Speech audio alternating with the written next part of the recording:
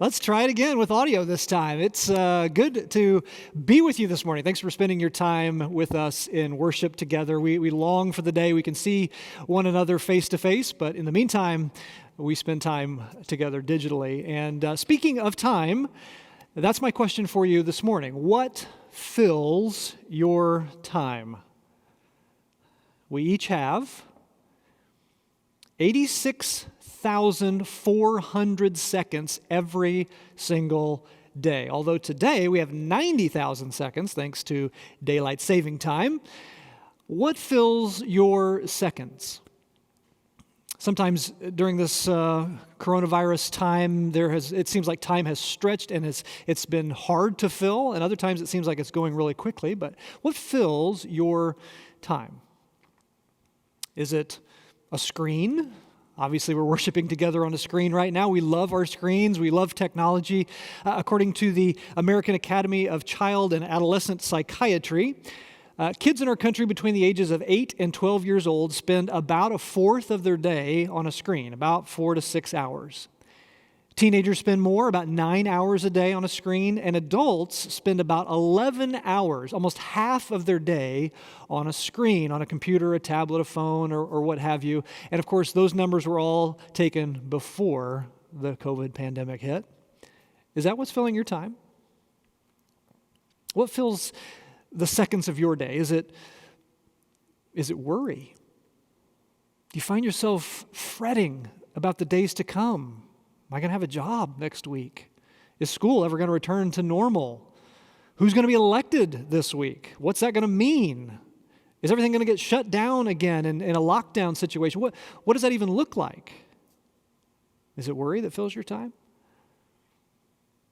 Maybe it's obsessive work. Maybe you're burning the candle at both ends. You're getting up early and staying late, and it's eating into your time with your family and your friends and even with God. Maybe because you're working more and more to get more and more money to have more security in this very insecure time. Is that what's filling your time?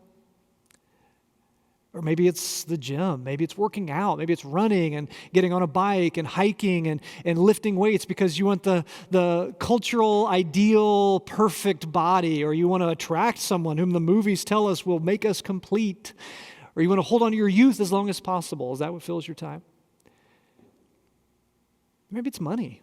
Maybe it's tracking finances. I remember a long time ago now, probably 15 or more years ago, I decided I was going to buy a stock. I bought one share of one stock. It cost me $122, and frankly, the only reason I did it was to have a rooting interest in the stock market. Not a good financial strategy. But about this one little stock, and it became my pet. Now, I'm not going to tell you the name of the stock, I'll just tell you the company makes phones and tablets, and it's named after a fruit. But I'm not going to tell you that it rhymes with Snapple. None of that stuff. But what I'm going to tell you is that it became my pet. And I found that when I bought that one little share, I found myself every day looking at it, fretting over it, doting on it, reading about it. And suddenly I noticed that there were these little indicators every day that told me about my little stock. There was a little red dot next to it on days it lost money. And there was a little green indicator next to it, a little green dot on the days that it gained money. And I found myself feeling kind of crummy on red days and kind of good on green days. And I doted over my little pet. Do you have pets like that? Is that what fills your time? See, I think the truth is we have so many things that seek to clutter up our time. Days can disappear without focus or intentionality. Life is complex. Maybe we need a little simplicity when it comes to how we spend our time. Jesus saw this as a threat even in the lives of his disciples. He tried to get them to see their lives in a very different way, as we'll see today, and he invites his followers towards a different stance in the greatest resource that we have in our lives, which is the time that we have. Last week we began a series together, a spiritual practice series on simplicity that we're calling Less. And the idea is to seek to follow Jesus' example on how to simplify our lives, not because things are bad or because activities are bad, but because we want to create space for God's kingdom life in the midst of so much stuff. And in order to do that, we need to see the way Jesus viewed time, the way he viewed the stuff that takes up our time. So today I want to continue in Luke chapter 12. If you've got a Bible, let me invite you to open up back to there, starting in verse 22 and following. And I want to just offer 4 clock faces today to illustrate how Jesus seeks to declutter our time, to simplify our time. Now, the first clock face I'm going to show you looks a little bit like this. I know it's 7:50 on the clock, but really I want you to notice the shape in the clock. It's the greater than symbol. Jesus seeks to declutter our time by reminding us that our life is greater than our resources. That's what he says in Luke chapter 12, verse 22. Let's look at that together.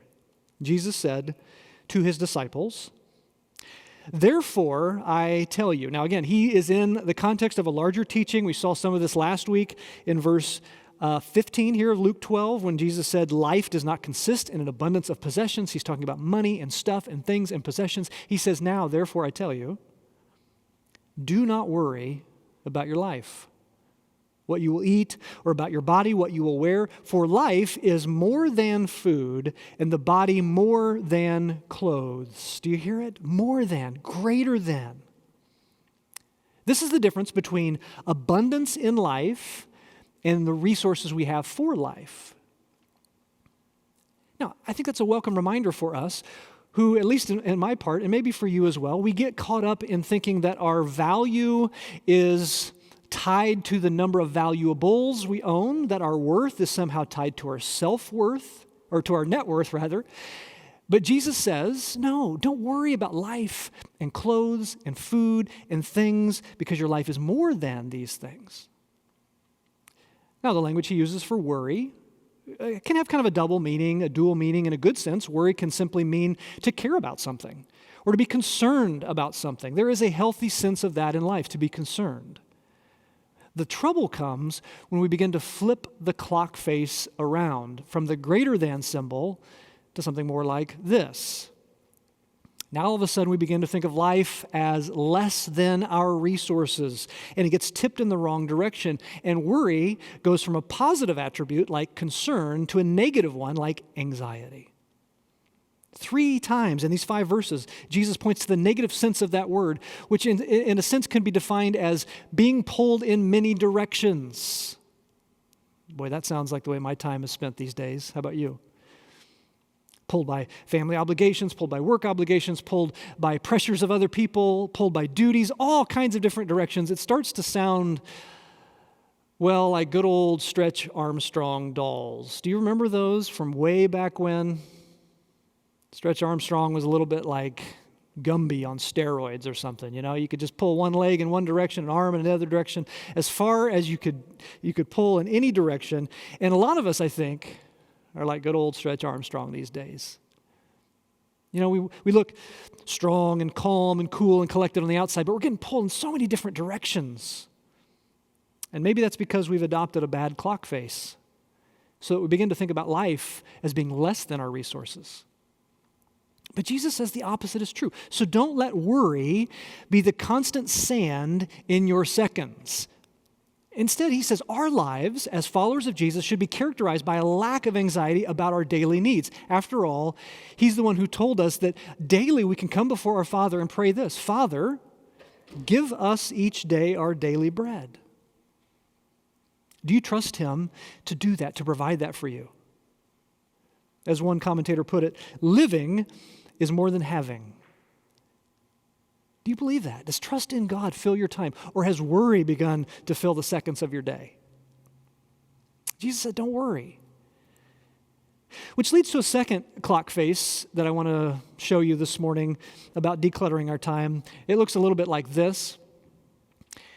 And for me, it's a picture of an endless clock of enough time. Jesus seeks to declutter our time by reminding us that God values us and he gives us enough time to do what is imperative.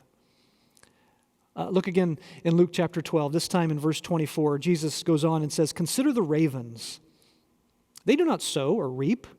They have no storeroom or barn, yet God feeds them. And how much more valuable you are than birds. Who of you by worrying can add a single hour to your life? Since you cannot do this very little thing, why do you worry about the rest? We have, Jesus says, enough time. This is the difference in his thinking between plenty thinking and scarcity thinking.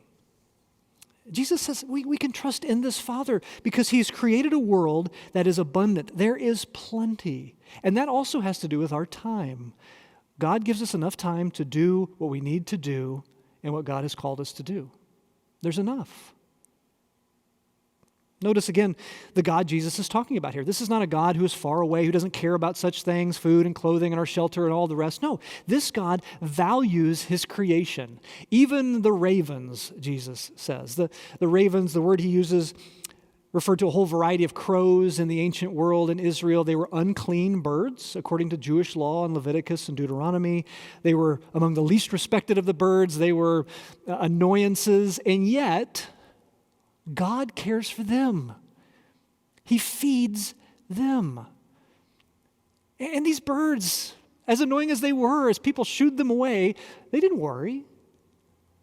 As Luce points out, the ravens are not always worrying that the supply of worms may run out. No, they trust a God of abundance. Do you? Do you believe in a God who values you? Jesus said God values his creation, including you. He also is a father, a generous one. In verse 32, I love this verse. Jesus says, "Do not be afraid, little flock, for your Father has been pleased to give you the kingdom." Think about that language. He has given his kingdom to his followers. This generous God has a world full of resources and energy and beauty, and he longs for us to trust in him so he can give that generously to us, the resources we need, the beauty and energy that we have in the world today. There is enough. You don't have to work your fingers to the bone. You don't have to selfishly hoard all of the things that you can grasp and keep it all to yourself. You can be at peace. You can be generous. As Jesus says in verse 33, you can sell your possessions and give to the poor. God supplies enough. But the hard reality is, honestly, we just don't believe that too much, do we? I struggle with that. We fear scarcity. We fear there's not going to be enough. We fear losing out. We fear missing out. And even if that's legitimate, even if we can justify that fear, can we just admit for a moment that that fear does nothing? It doesn't help at all. I was just reading an article last week about how scientists have measured the shortest unit of time ever. I don't know if you saw this article or not. It's called a zeptosecond. And they measured it. It takes a light particle. It's the time it takes a light particle to cross a hydrogen molecule. Now, I have no idea what that means, but they've called it a zeptosecond. And what it is a trillionth of a billionth of a second. Or if you want to look at that in mathematical terms, it is a decimal point with 20 zeros and a 1. That portion of a second is called a zeptosecond. Now, that is so much faster than the 1999 Nobel Prize winning work that measured time in femtoseconds, which is only a millionth of a billionth of a second. I mean, that is so last century, so slow. But here's the point. Whatever you fear, whatever you worry about, whatever you're anxious about, even that tiniest measure of time, a zeptosecond, is not added to your life.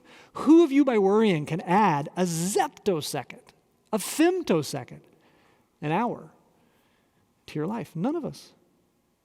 None of us. Maybe you've heard that old phrase. It goes like this. It's not so much what you eat that kills you, but what eats at you. And I wonder what's eating at you in your time these days. The CDC, which we've heard a lot about, of course, over the last 8 or 9 months, has determined that half of the deaths in our country, for people between the ages of 1 and 65, half of those deaths are thankfully not due to COVID, but they are due to our worrying lifestyles that result in all kinds of things like ulcers and chest pains and high blood pressure and sleep disorders. We Americans now consume over $800 million of anti-anxiety medications every year. The pandemic has raised that another 10%, if not more. Worry is in the air we breathe. It's normal. Everybody feels it. And it's almost like this is just the way it is. But can you imagine Jesus in contrast to that? Eyes lifted to the skies, watching birds wheel around in the warm gusts of air on the Galilean hillsides, enjoying the present, the gift of life, trusting God to provide for him when he needs it and exactly what he needs. Could you take on that view? Could you be reminded of a life like that for just a moment?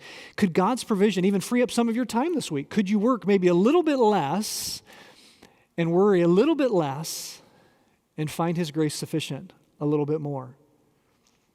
Maybe one day this week you decide, you know what, I'm not going to take my work home with me. I'm going to turn off my work email tonight to spend time with my family or my friends or my God, and I will trust that God will give me the time I need later to do these tasks. Can you do that? This God cares about you. How much more valuable are you than birds, Jesus says. Well, let's consider a third clock face challenge to declutter our time. And it looks like this. It is for me a picture of beauty and time. And again, I think Jesus seeks to declutter our time by reminding us that God honors our thirst for beauty. This is not beyond or outside of his realm of help. Again, verse 27 of Luke 12, as we pick up with Jesus' teaching, he says, "Consider how the wildflowers grow. They do not labor or spin. Yet I tell you, not even Solomon in all his splendor was dressed like one of these. If that is how God clothes the grass of the field, which is here today and tomorrow is thrown into the fire, how much more will he clothe you, you of little faith?" God makes beautiful things. And this is the difference between beauty in our lives and utility in our lives. Now, in his sojourn, Jesus no doubt observed beautiful wildflowers in the fertile Galilean soil. He had witnessed their beauty, and he introduces us to a God who wants to clothe us in every bit as much beauty. Not a God who's a Scrooge who wants to make sure that we're only wearing, threadbare clothes, freezing in the cold, ugly and utilitarian. This is a God who wants us to reflect the beauty of his being. In fact, Jesus uses a term. The term flowers in Greek indicates a number of plants in Jesus' day. I'll show you some pictures of these from his day. The autumn crocus, or the anemone, or the gladiolus. You see a couple there clothed in purple, the color of royalty in the ancient world. And just imagine Jesus, as he's walking along with his disciples, seeing some of these wildflowers along the path and leaning down to take in their beauty, knowing that at any moment, a donkey could come walking through there and trample them and just knock them to the ground, and their beauty would be destroyed. But Jesus says, where does their beauty come from? Listen, it's not from hours in front of a mirror. It's not from spending hundreds of dollars on cosmetics. It's not from buying every new garment at the mall, It's beauty within itself, glorious and God-made and beautiful. And Jesus wants us to know in the same way that this God, we can't assume that he doesn't care about these things or he doesn't provide in these ways. Any belittling of God's interest in beauty or clothing or our daily needs, Jesus has a label for people who do that. It's little faiths. So we don't have to amass every beautiful garment money can buy, every newest fashion money can buy, always chasing after the ideal that our culture puts out there for beauty. We can trust in God to make us beautiful. That's how we can spend our time. Jesus also offers, I think, maybe the heart of this discussion in the next verses, what I'll call the dial of the clock face. What is at the center of the clock? Jesus seeks to declutter our time, you see, by questioning what is at the center of our lives. And this is what he says in Luke chapter 12, verse 29. "Do not set your heart on what you will eat or drink. Do not worry about it, for the pagan world runs after all such things, and your Father knows that you need them. But seek his kingdom, and these things will be given to you as well." If this Father, this generous God, is at the center of our lives. We have what we need. And this becomes, for us, the difference between the focus on God and the focus on our needs. Jesus points out the unbelieving world, pagan is the word he uses, unbelieving culture runs after and sets its heart on consumer concerns, on what we need, what we want. But Jesus says, don't worry about that. In fact, he uses a different word for worry here than he did previously. This word is only used here in all the New Testament. It describes literally to be lifted up or to be puffed up, as if anxiety sort of puffs up people. And we might put it this way, it's to get worked up over something. The unbelieving world gets worked up over acquisition. More and more and more. In fact, a French sociologist by the name of Jean Boudreau argues that atheism has not replaced Christianity as the religion of our day and age. He argues shopping has. The number one leisure activity in our country today is shopping, replacing religious activities of days gone by. And so we have to face, we live in a world now where Amazon is the new temple, where the bank statement is the new altar, where Instagram influencers are the new priests, where money is the God at hand.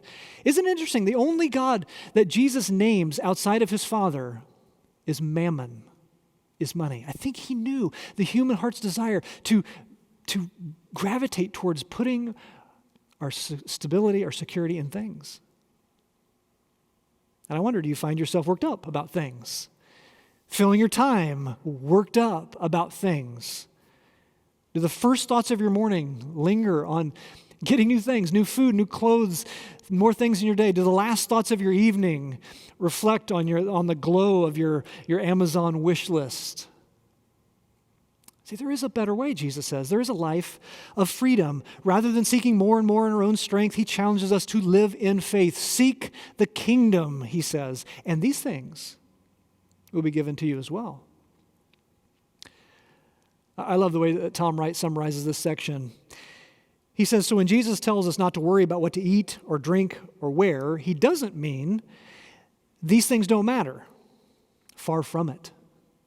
Jesus liked to party as much as anyone. And when he died, the soldiers so admired his tunic, they threw dice for it rather than tearing it up. But, he says, the point was again priorities. Put the world first, and you'll find it gets moth-eaten in your hands. Put God first, and you'll get the world thrown in. So, what's filling your time these days? What's filling your seconds? Is it work? Is it worry?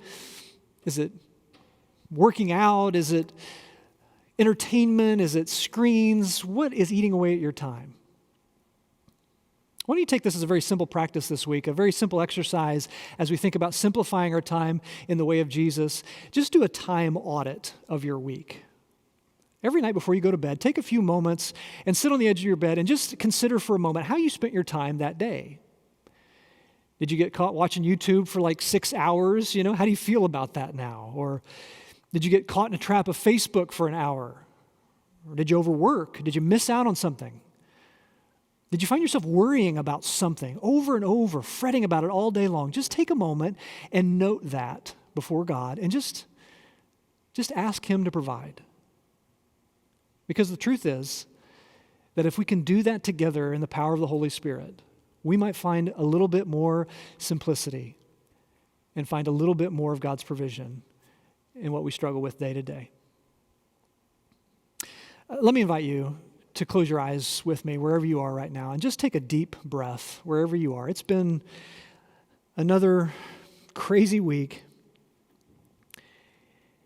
And as you close your eyes, I just want you to hear God saying to you from this text. Will you hear him speak this morning? Just hear him say to you, relax.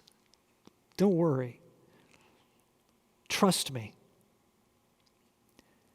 Watch the birds of the air this week. They don't have bags under their eyes.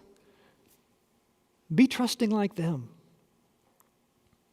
Stop and smell the flowers in your life. God cares for you just as much as for them. Don't worry, there's plenty of time to do everything God's calling you to do. plenty of resources to have what you need when you need it. Just imagine what your life would look like if you never worried about money or time again. Imagine the joy of being generous with both. Don't worry. Don't worry. Don't worry. Do not be afraid, little flock, for your Father has been pleased to give you the kingdom. And we thank you, Almighty God, in Jesus' name. Amen.